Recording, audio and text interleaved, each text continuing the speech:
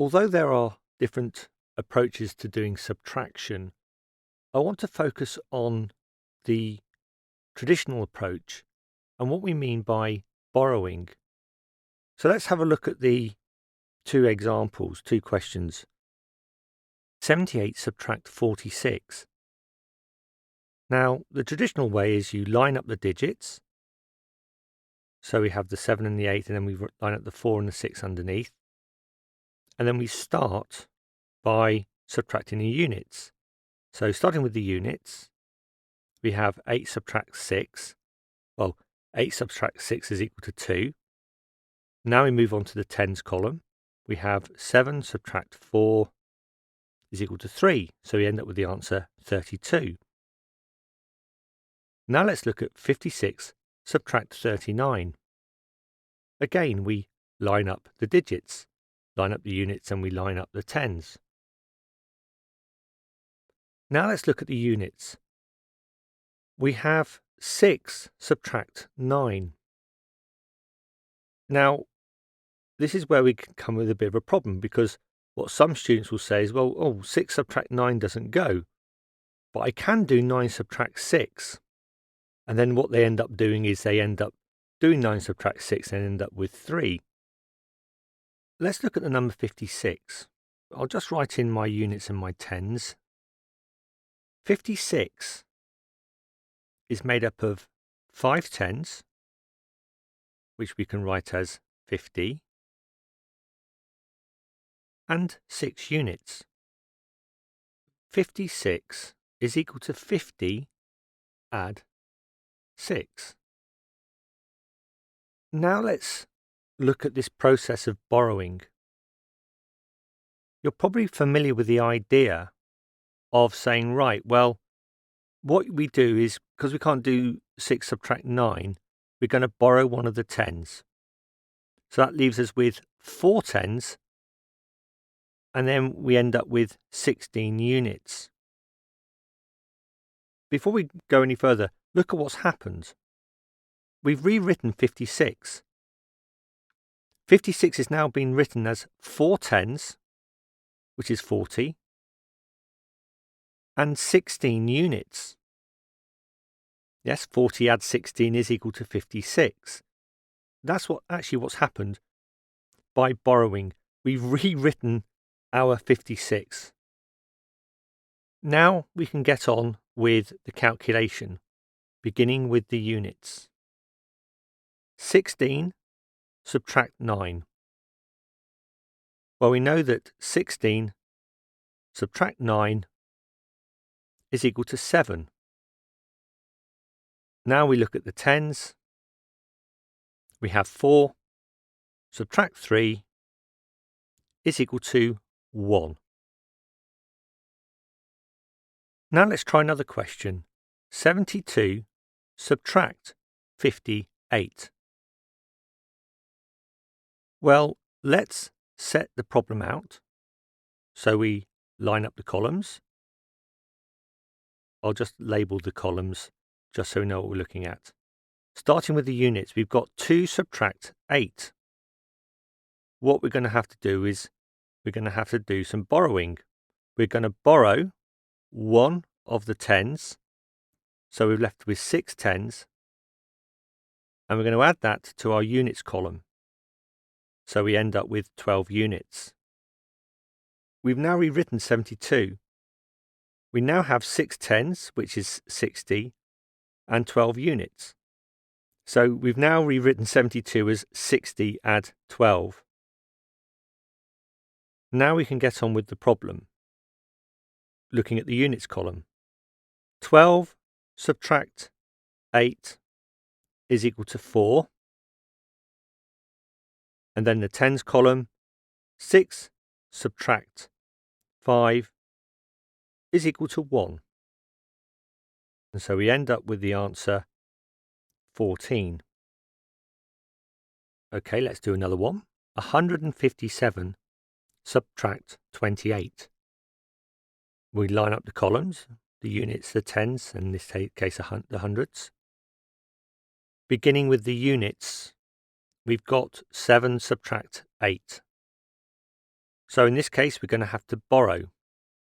So we're going to borrow one of the tens. We've got 5 tens. We borrow one of those tens, which is going to leave us with 4 tens. And then we end up with 17 units. 17 subtract 8 is equal to 9. Now let's look at the tens. We've got 4 subtract 2, which is equal to 2. We've got 100. We're not subtracting any hundreds, so we're left with 100. So the answer is 129. Again, let's look at how we've rewritten 157. We've got 100. We've now got 4 tens, so 4 tens is 40. And then we've got 17 units, 17. So we've rewritten 157 as 100, add 40, add 17. Let's try 321 subtract 84. Again, let's line up the digits. We begin with the units. 1 subtract 4. Because it's 1 subtract 4, we're going to have to borrow one of the tens. That leaves us with, we've got 2 tens, we're left with 1 10, and now we've got 11 units. So we've rewritten 321 as 300, add 1 lot of 10, and then we've got 11 units. So we've rewritten 321 as 300, add 10, add 11. Now let's deal with the units. We've got 11, subtract 4, which is equal to 7. Now let's look at the tens. We've got 1 subtract 8. We've got the same problem again. We're subtracting a larger number from the smaller number. We've got 1 subtract 8.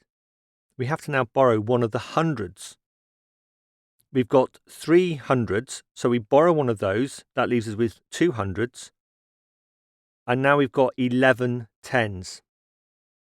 Again, let's look at what's actually going on here.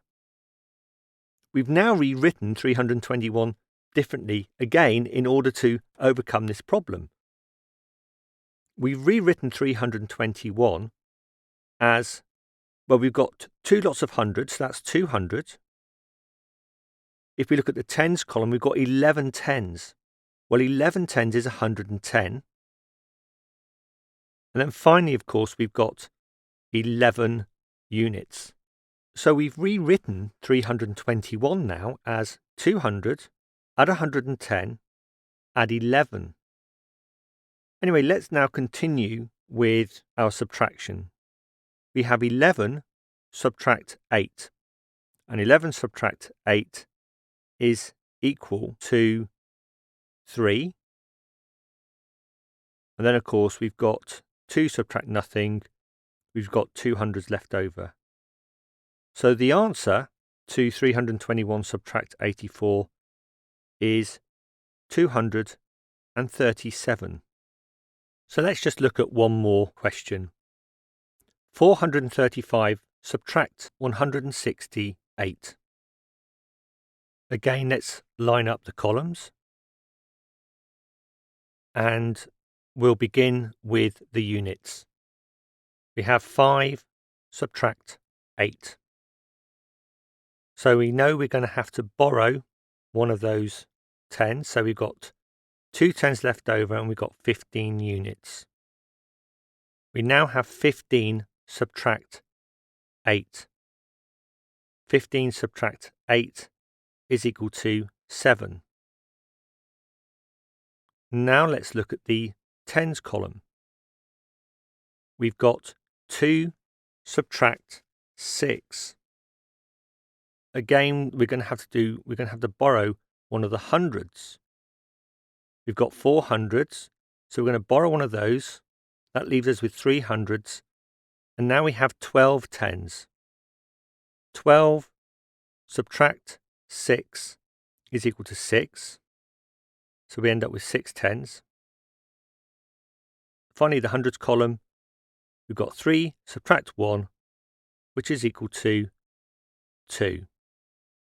So we originally started with 435 as being 400 add 30 add 5, but we've ended up in rewriting 435 as 300, because we've got 3 lots of hundreds, so that's 300. Then we've got 12 tens, which is 120, and 15 ones.